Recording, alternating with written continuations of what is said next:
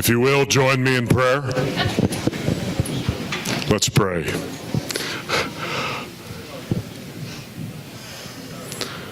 Our great God and Father, we present ourselves to you as being alive from the dead in Jesus Christ, and our members as instruments of righteousness to you, that the glory of your name may be displayed in our lives. It is our prayer in the name of our Lord Jesus Christ, Father, that you would restore this nation, that you would revive us, that glory may once more dwell in this land. The glory of your holiness displayed in your people, the glory of the truth and power of our Lord Jesus Christ seen in your church. Your word prevailing in the halls of our government, in the classrooms, and in every area of our society once more. That we would see the rule of righteousness, justice, and truth return to this land in a way that we have never seen before. That the truth of the gospel may go forth once more from these shores to the furthest reaches of the world. That the knowledge of your glory and the truth that is in Jesus Christ may cover the earth as the waters cover the sea. Father, be exalted in our lives, be exalted in our churches, be exalted in every area of our lives and in the way we govern this people. We love you and praise you, our God, and lift our lives to you in Jesus' name. Amen and amen. You may all go home. Okay. Everyone take a seat. No, y'all can all sit down. You're not actually going home. Okay, guys. Oh, we're not doing the pledges. Okay. So, the reason we're all here, and my name's Luke Macias. I'm just going to be keeping us on track and on time tonight. We have quite a bit to cover and quite a few people who are going to address you tonight. So the reason we're here is because General Paxton and Chairman Abraham George have decided to take a couple days to go all across Texas to try to address as many Texans as possible about what's going on. And we are just so encouraged to see everybody who's come out tonight.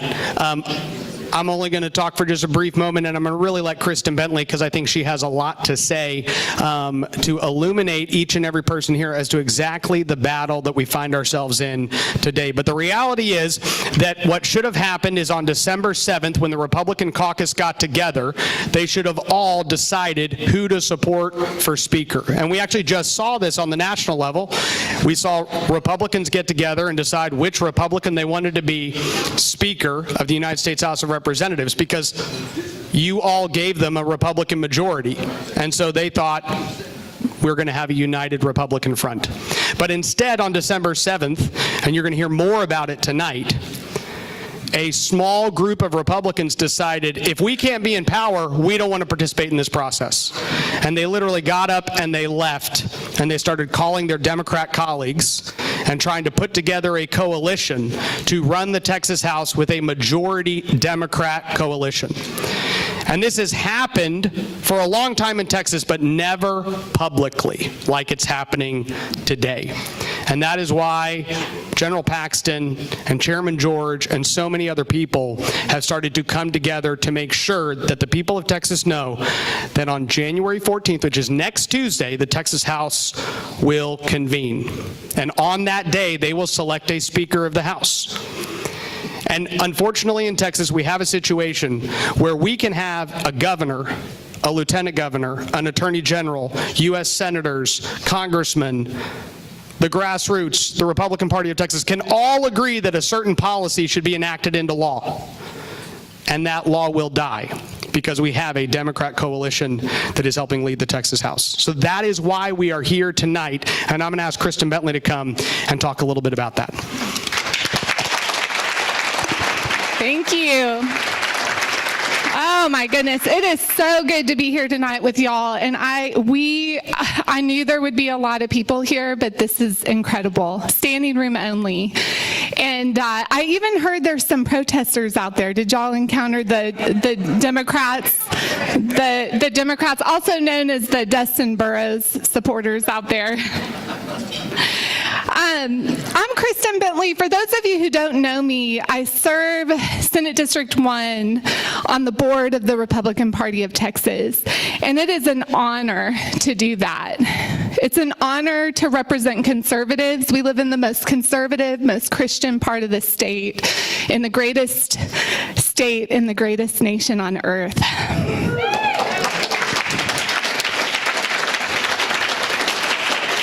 I'm so proud of our party and our platform, and it is not hard to commit to a platform, the Republican Party of Texas platform, because it is so rooted in principles.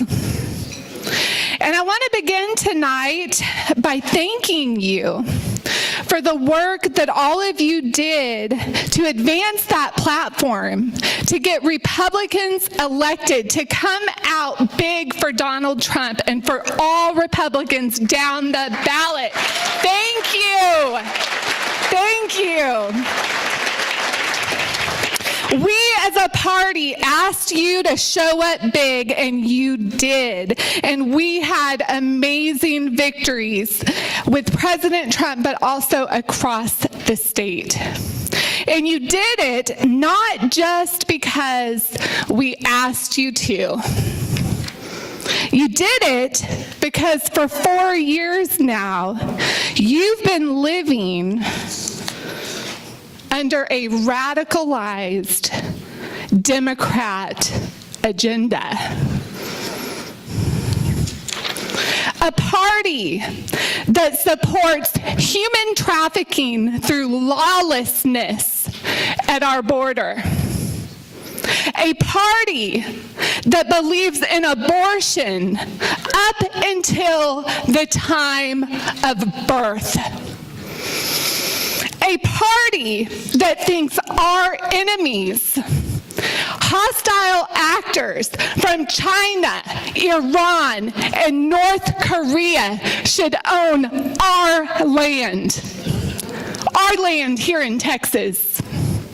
A party that thinks men can be women and women can be men.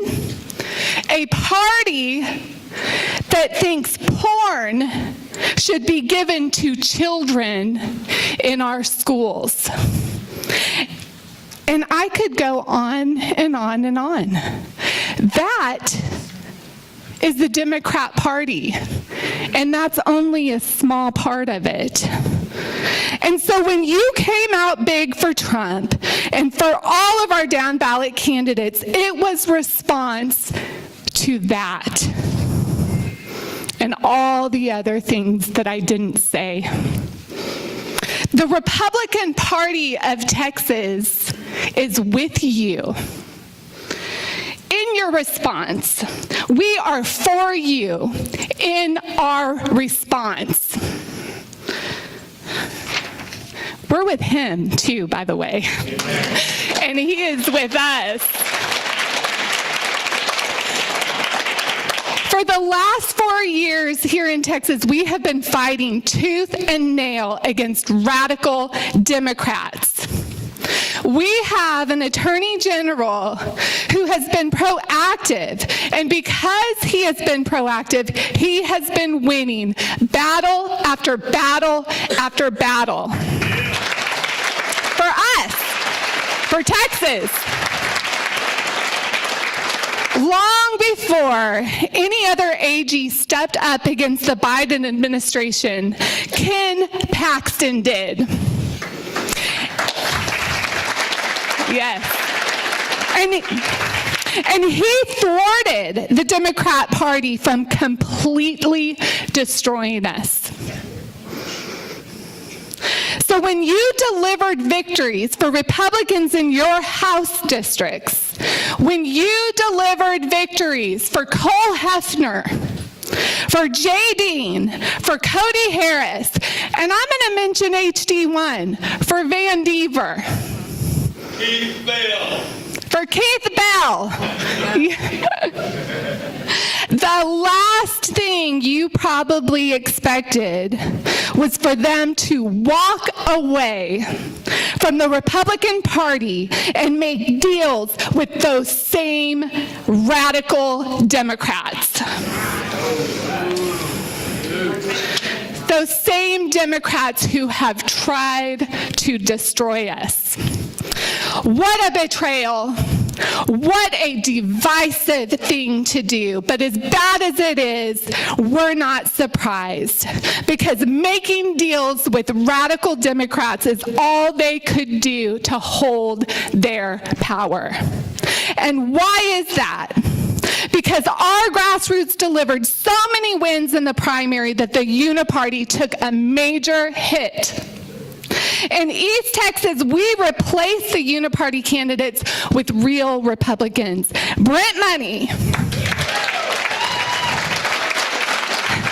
Shelley Luther, Joanna Schaffner, Janice Holt, and I could name Katrina Pearson, and I could name more. That's just a few, and we can do it again.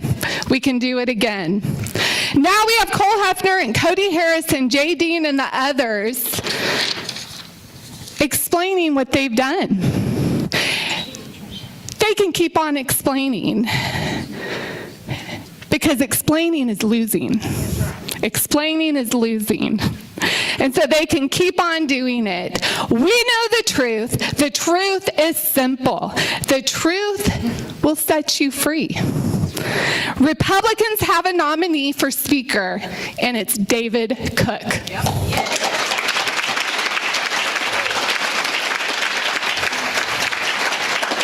He's not the choice of radical Democrats. And that's how we like it, right? Over 60% of the Republican caucus, a clear majority, is behind David Cook. All of them want reform. David Cook is the reform candidate. And if there is nothing else we learned from last session, it's that we must reform the Texas House.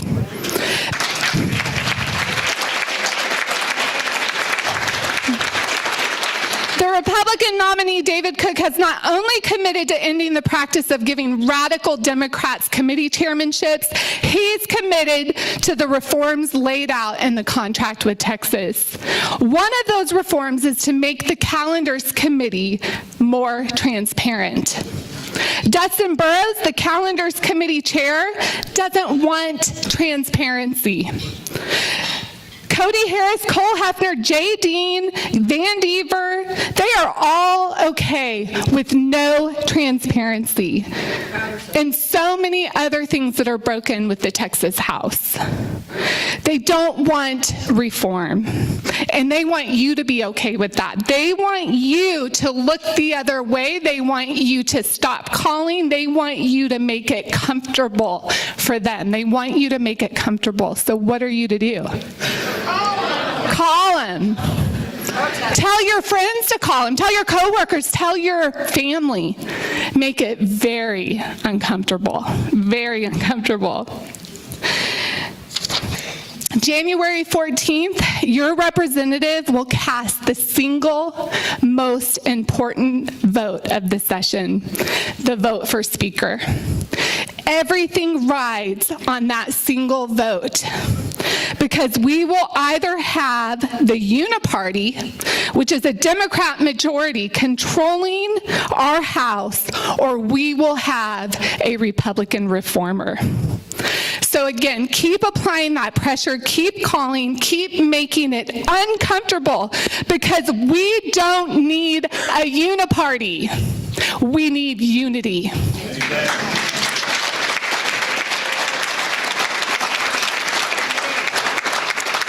And we need all of our Republicans to unify behind the Republican nominee for Speaker. God bless you. God bless Texas.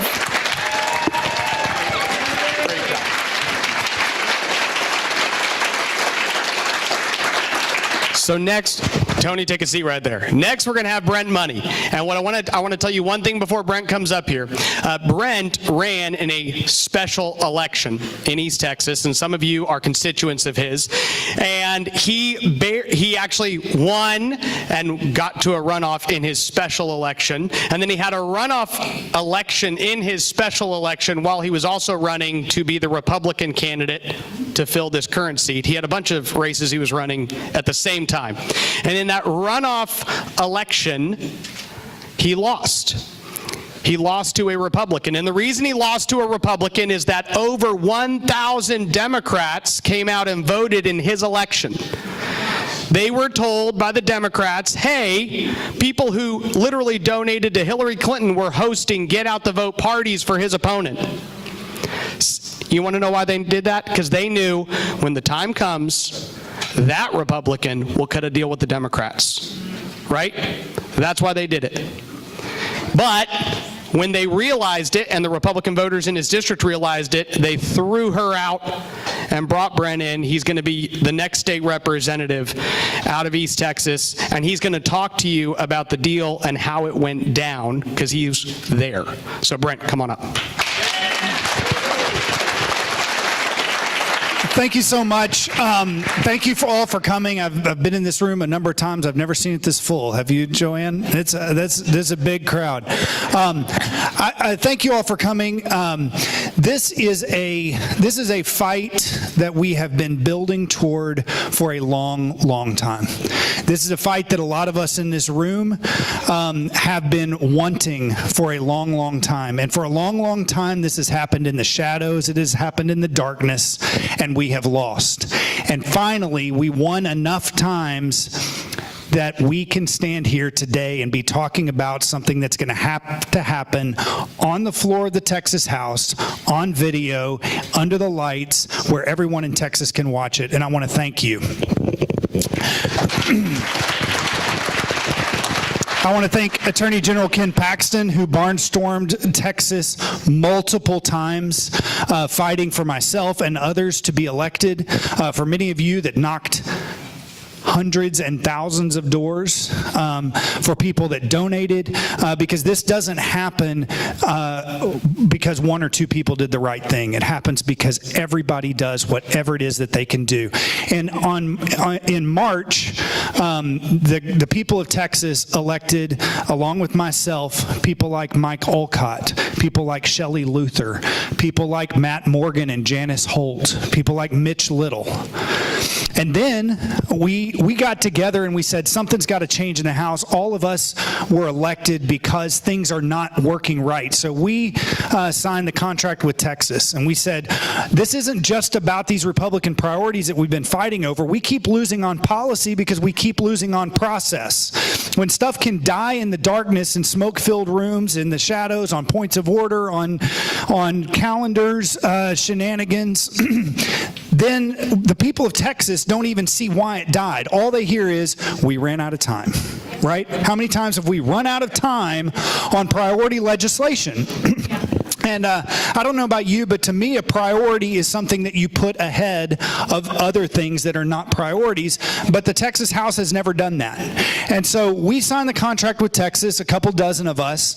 And then in May, Texas gave us some more reinforcements. People like Andy Hopper and Katrina Pearson and David Lowe and Trey Wharton and others. And the momentum builds even more. And we started to think of a world that Dade Phelan was not the Speaker of the House.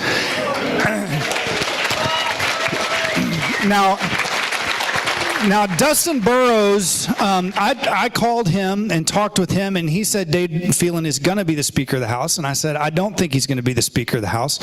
We had a conversation, this is a few months ago, and we talked about the reforms that we felt were important. He did not think were important.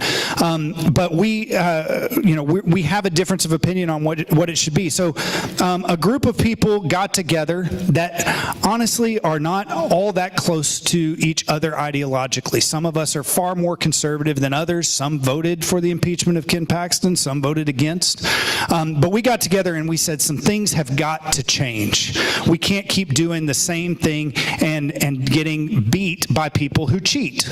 And so we got together on September 20th, 48 people in the room, a few more proxies. We got together and we said, we're going to choose from among the people here who we want to be the next Speaker of the Texas House. And we did that knowing that the rules that you guys put in place at the Republican Party of Texas, how many people were delegates to the convention? Lots of delegates here. Thank you. You guys set in motion the play that we're running. And that is, we are going to pick, in fact, I'll say Dustin Burrows helped set this in motion back in 2017 when he authored these rules that he now breaks. Correct? And so, but for years and years and years, myself as a delegate, you as delegates have said, what do we have to do to get the Speaker of the House to work for us instead of against us? And finally, we had the rules in place. So over a majority of the caucus got together, 48 of us. We all had different choices.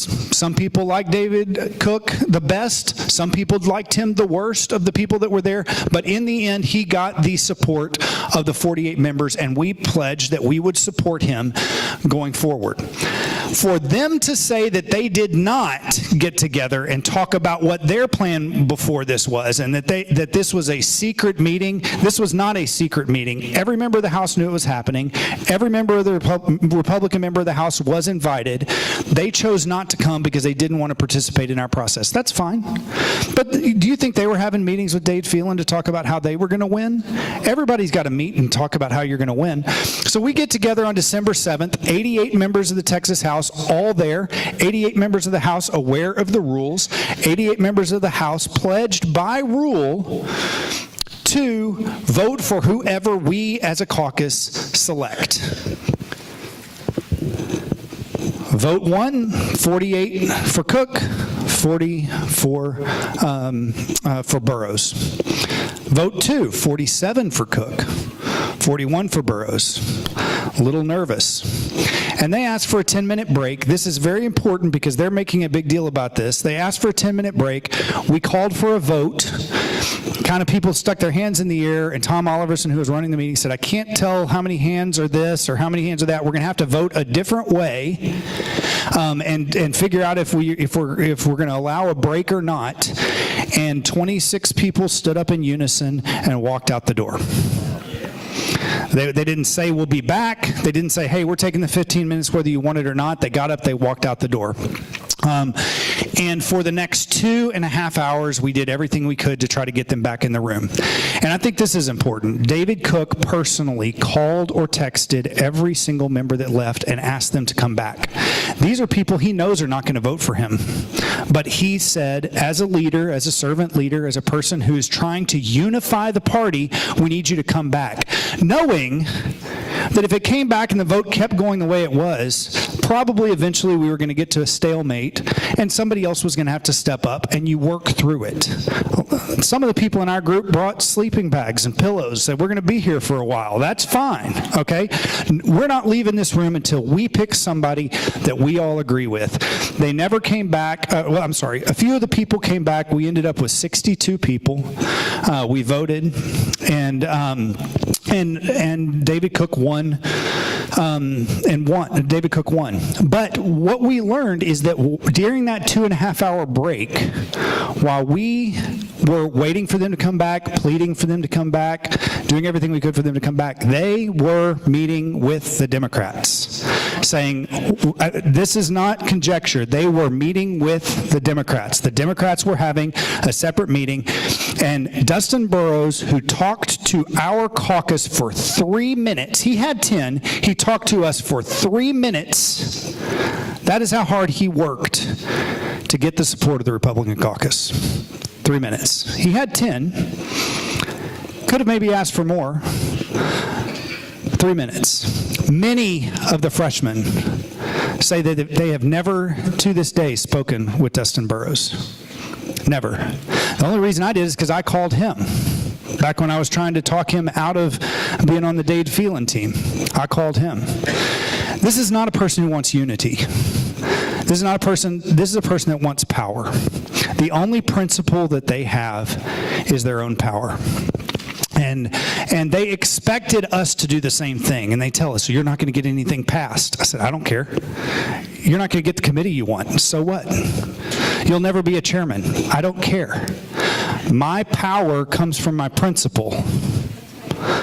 The reason that the people here knocked on doors for me, donated to me, is because they believed that I would stand on principle. And as long as I stand on principle, I have the power of those people continuing to support me.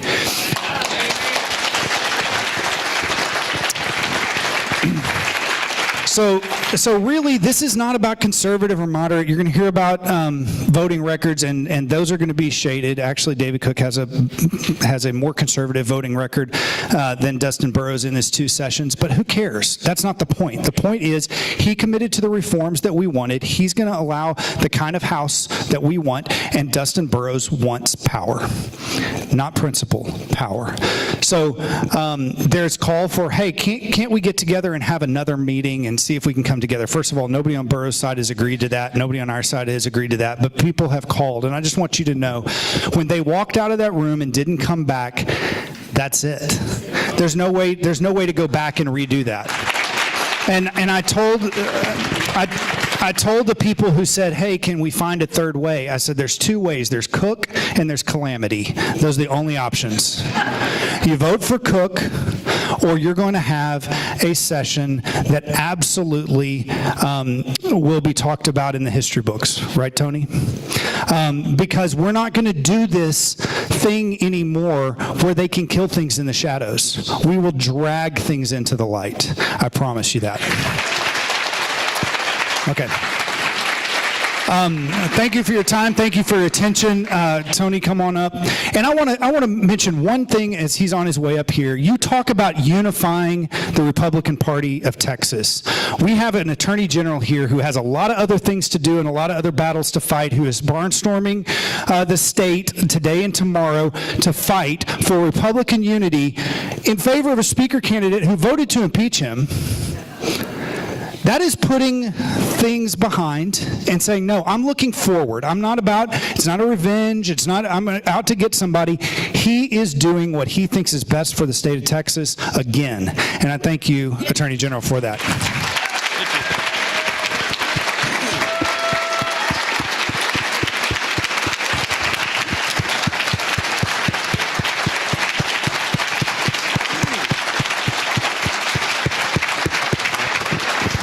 Hey, I'm State Representative Tinderholt from Arlington, Texas, and I'm here to say thank you for what you're doing tonight. What you're doing is absolutely wonderful and amazing, and my hope is that you being here and the news media picking it up tells the Republican members what you want, which you already did, right? In November, you sent a clear message to Texas that you wanted us to do conservative things and pass the priorities. Am I wrong?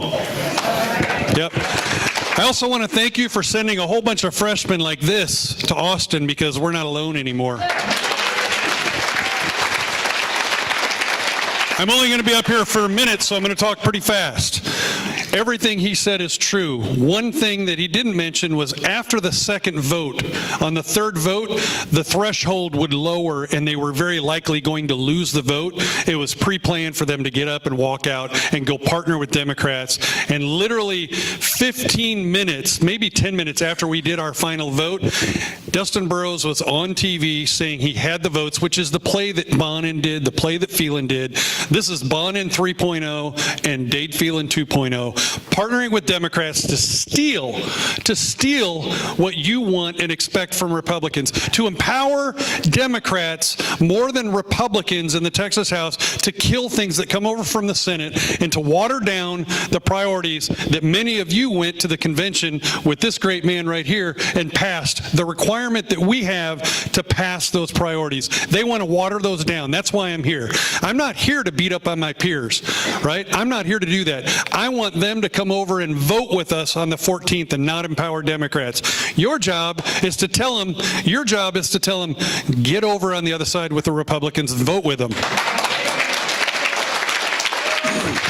And so that's the expectation, is that we're going to try to convince them to come over. You're going to tell them to do it because they work for you. We work for you, and that's their job. Thank you to the party for what they're doing. Thank you to the voters for what you're doing.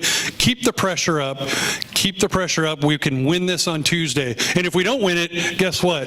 Primaries are really going to suck bad for these guys. Thank you. We were in DFW today, and there were like 8 or 9 legislators that came. A lot of them are new members. They came in sport coats and jeans. And Tony's been in the legislature for 10 years, so he shows up in jeans and tennis shoes, and everyone's like, "What are you doing?" "I've been here a long time. It's okay." So you can always tell the longer they've been there, the more trashy they dress. And so next we're going to have Joanne Fleming, and I know almost 100% of this room knows Joanne Fleming, so I don't need to give her much of an introduction. But here's the one thing I want to say before she comes up here, which is that for those of you who do not know Grassroots America, okay, you should not leave tonight. Our goal is not for you to come and leave and not be plugged into the process for the next year. So you need to find somebody with a Grassroots America badge on. There's several of them over here. There's several of them as you walk in. And if you are not engaged in the political process on a local level, if you do not know what's going on, you need to find somebody and you need to figure out how to give them your personal information. They're having another meeting tomorrow, but they have meetings regularly and they're engaged on every level of government from East Texas. So anybody here that's not plugged in, that's our goal. So keep that in mind. And with that, Joanne Fleming.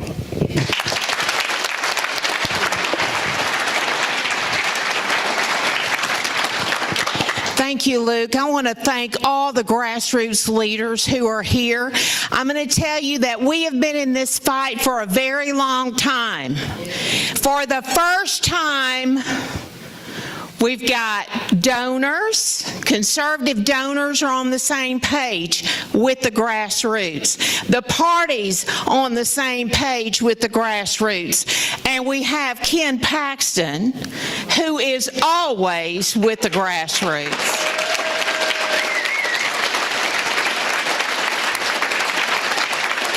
And I want to thank all of you for all the years, so many of you I know who have been involved.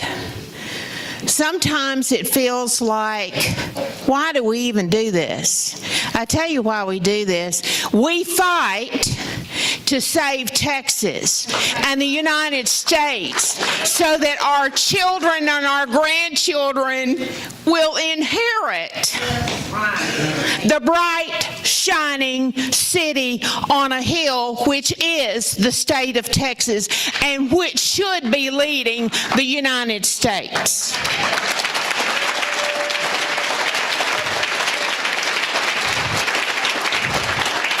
This graphic up here is what you need to know. You see that red map? That red map is what the people of Texas voted for on November the 5th. You see that purple map? That is what your Texas House is doing to your votes.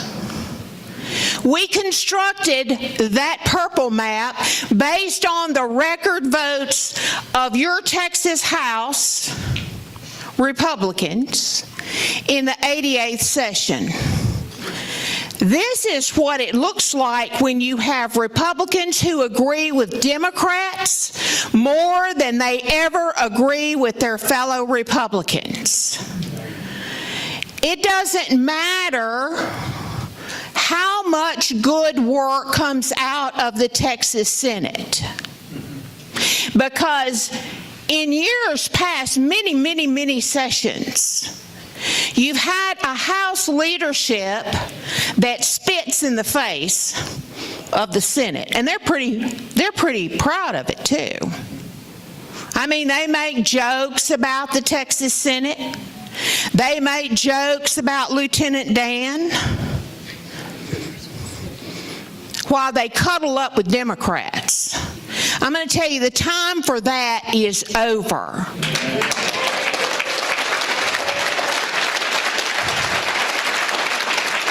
And when Republicans are in power, I don't care if it's in Washington. I do care that they get their act together in Washington, D.C., but I'm going to tell you something. The people of this country and of the state of Texas, and yes, at the local level, are sick and tired of people running as Republicans and then governing as Democrats.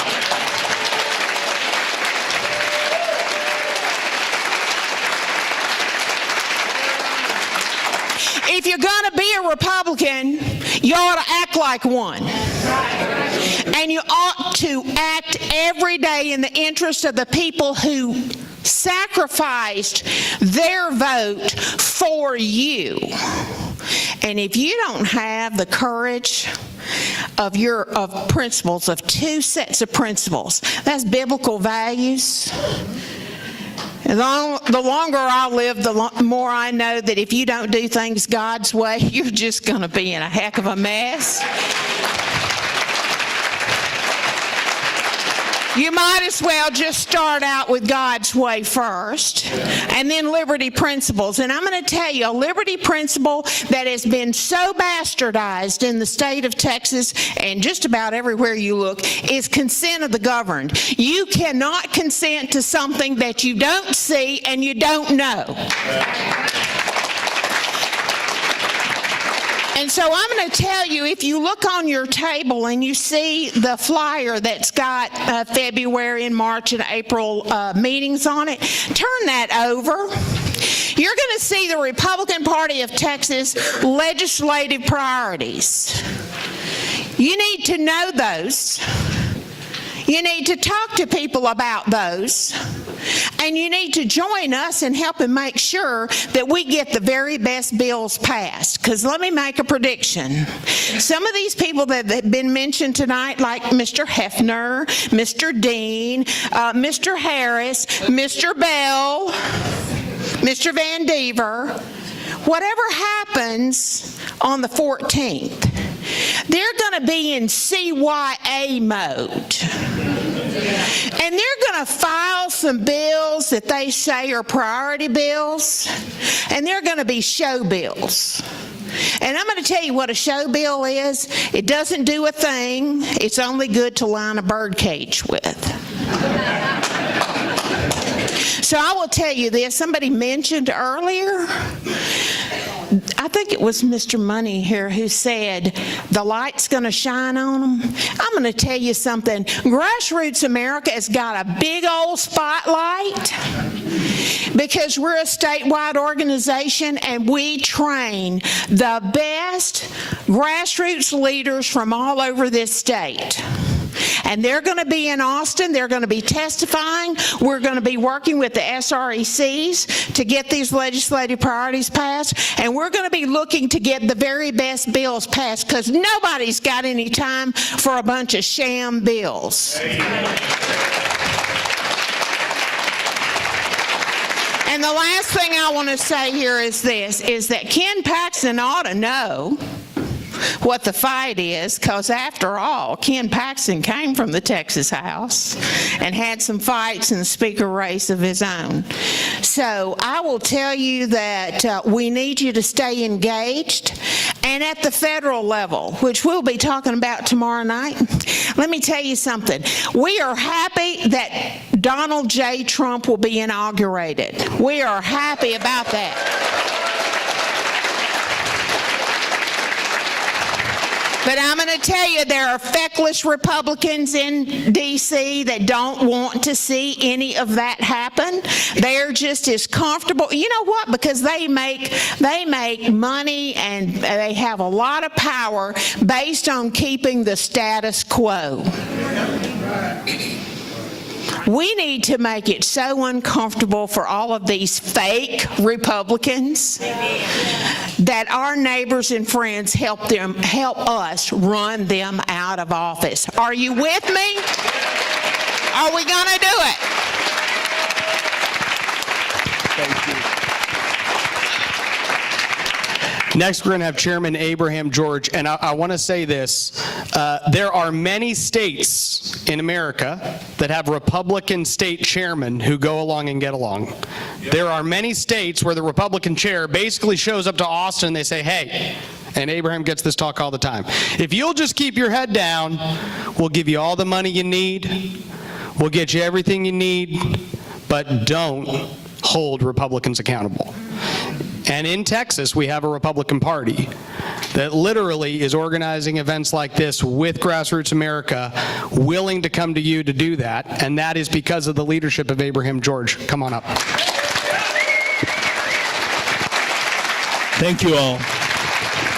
I do want to start out by saying, when your legislator is more liberal than the constituents, you know, that map that Joanne put up earlier, that tells us we failed as people, Texans, we failed as a party to elect the right people.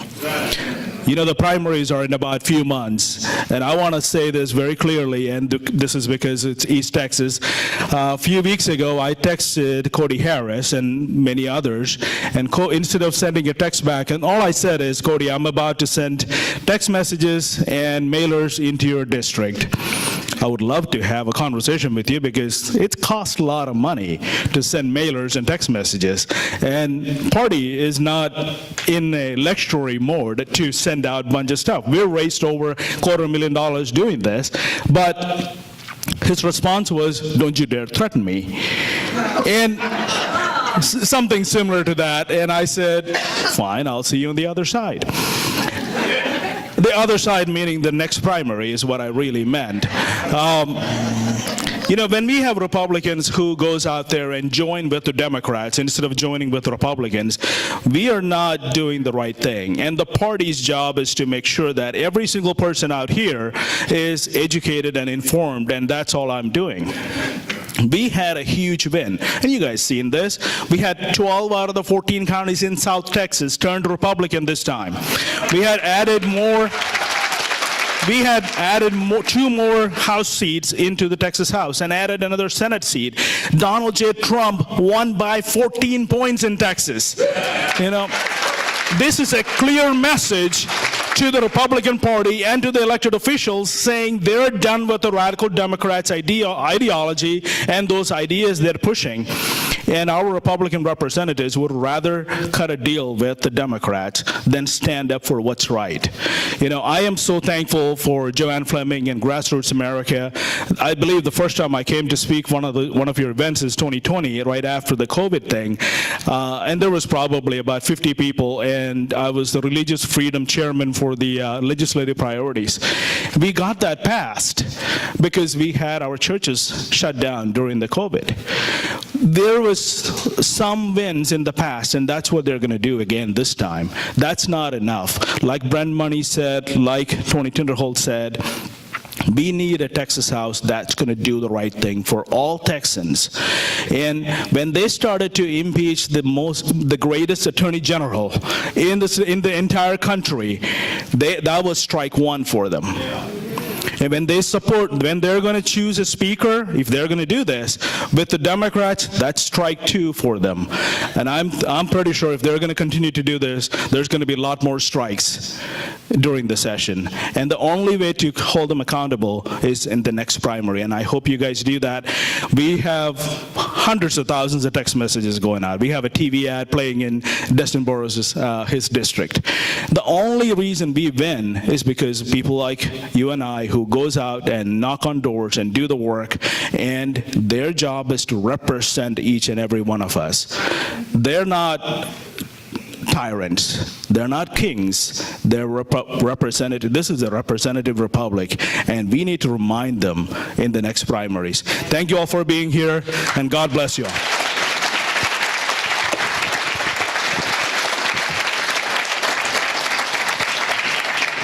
I know most of you came here because one person was willing to show up, and that's our Attorney General Ken Paxton, who took time out of his day. He's having to sue the president a little less in the last week or two. He has a little more time on his hands. But guys, I just want to tell you that there is nobody in Texas who has taken more arrows for you than Attorney General Ken Paxton.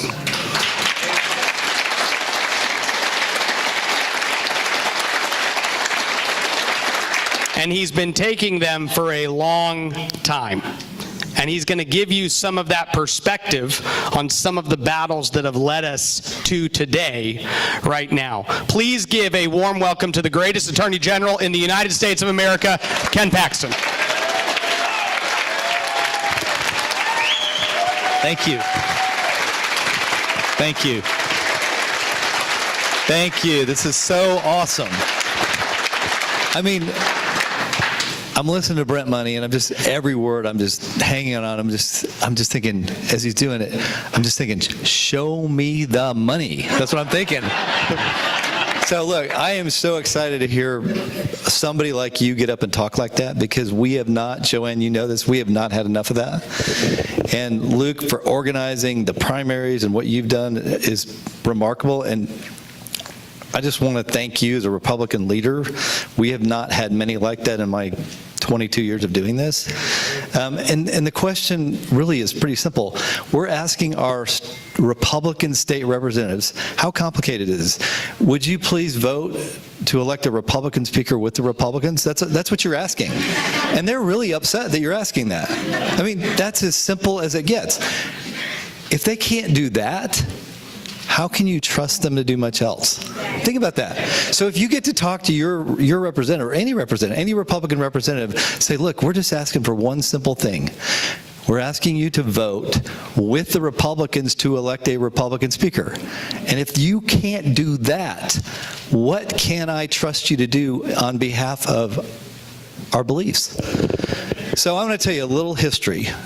This has been going on way too long, 16 years. It's taken 16 years, and look at this. I'm so excited, and I'm going to tell you at the end why I'm excited. But for 16 years, in 2003, I was elected to the Texas House, actually 2002, got sworn in 2003. We had our first Republican majority, our first Republican speaker since Reconstruction. I don't think most of you were around for Reconstruction, so that's a long time. And we did a lot of really good things. It wasn't perfect. The first session was really awesome. The second one had some glitches, so 2005. Then we had 2007. So we had basically just 6 years. And then something really bad happened in America. We elected Barack Obama president. And that was bad for Texas in a very significant way. We went from having 86 Republicans and 64 Democrats to 76 Republicans and 74 Democrats. For those of you who are not good at math, that's a 2-seat majority. That's not good. And that opened up the door for where we're at now. And a couple of Republicans, 11 Republicans, they called them the Cardinals, because they were like the Pope, picking the Pope. They went off by themselves, left the rest of us out of the process. And they decided amongst themselves, after they had already talked to the Democrats, sound like a familiar story. This was 2009. 2008 is when it started. And they went off and picked Joe Strauss. First of all, the only reason Joe Strauss got picked, no one knew him. None of these guys liked each other, so they couldn't agree among themselves. So they picked Joe Strauss because he was new and no one knew anything about him. So he gets picked. And the Democrats all come on board, and people like me suddenly can't pass bills. The Republican priorities get pushed aside, and the Democrats really are running the show, but the media doesn't talk about it. Most of you don't know what's going on because no one tells you. Your state rep comes back and talks about all the great things they did, but fails to tell you all the things they didn't do. Have you heard that speech from your state rep before? The things they didn't get done? Well, that's what happened. And people like me got pushed aside. We were not made committee chairs. Our bills didn't pass. We were the lowest level. You had these 11 moderates and a bunch of Republicans who joined in. And then, because a lot of them did, because they wanted to keep their power, their perceived power, not real power. The real power, as Brent talked about, is not what they give you. Because when they give you power, they give you a committee assignment, you still have to do what they tell you to do, or you don't keep that. They give you money to get you elected, but you don't get that money unless you do what they tell you to do. That's what I call perceived power. Real power is when you hold on to your vote and you listen to your constituents and you do the right thing. That's real power, and that's what they want.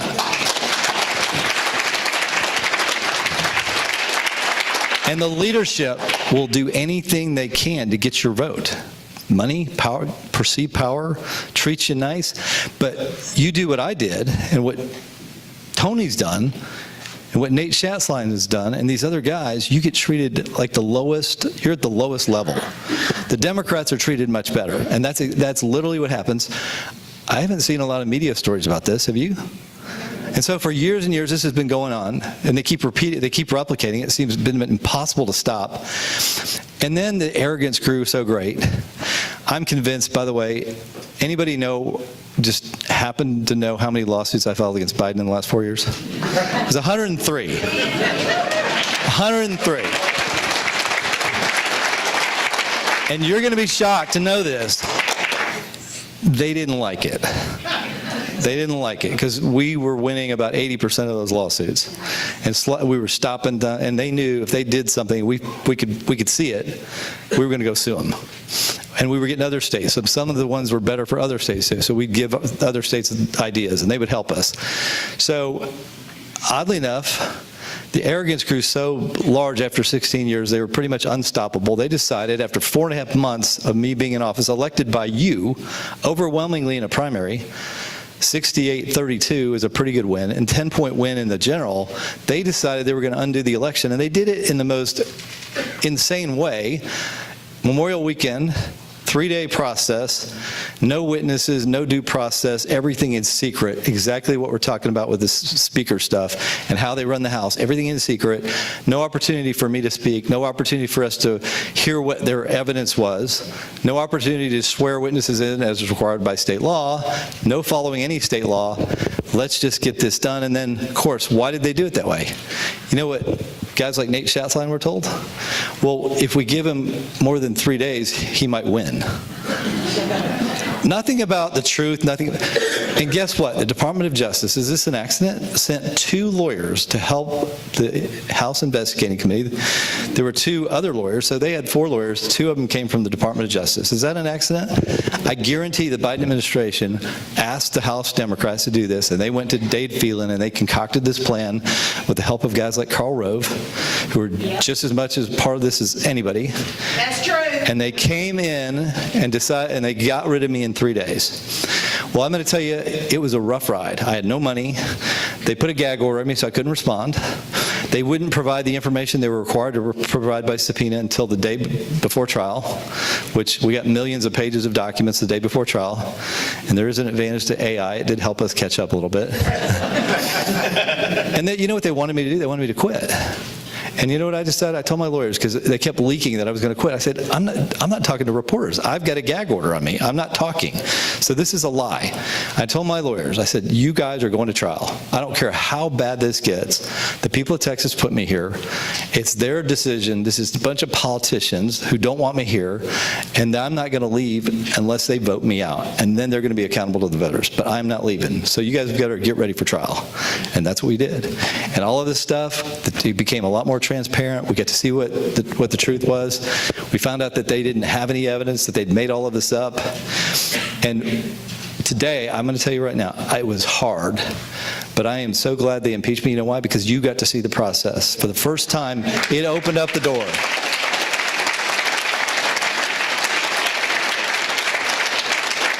And it gave me an opportunity to go out and tell the people for 8.5 months and campaign for guys like Brent and all these other people, Shelley Luther, Mitch Little, Matt Morgan. I mean, they're all over the state. We were placed either because people bailed out, incumbents, or because we beat them. We knocked out 24 people. That doesn't happen every day. And so, we've never had a room filled like this to deal with this issue in 16 years. This is our best opportunity. Look, we just elected Donald J. Trump. What a miracle that was. And we needed it to save America. So we've got great momentum. And now we've elected 24 new House members who are speaking up just like Brent. They're all like this. I mean, they're amazing. And so I'm excited, second, because of these people, but I'm also excited because you know what's going on now. And I am going to so encourage you to stay in this fight, and not just through the speaker's race, because if we don't win this, we got to come back and knock off more people. And we need to go after every one of those guys that tells us that they're Republican, but they don't stand up and vote for a Republican speaker.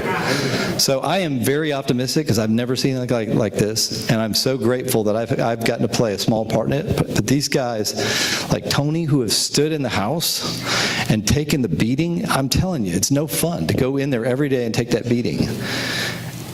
And so we've got the greatest opportunity we've had in 16 years to put in place a Texas House and a Texas Senate that gets our stuff done, that gets property tax relief, that gets school choice, that protects our border, that protects our children, and stops all this insanity. We have not been able to do that for the last 16 years, not like we should. Let's seize the moment. And as that movie said, show me the money. Thank you very much.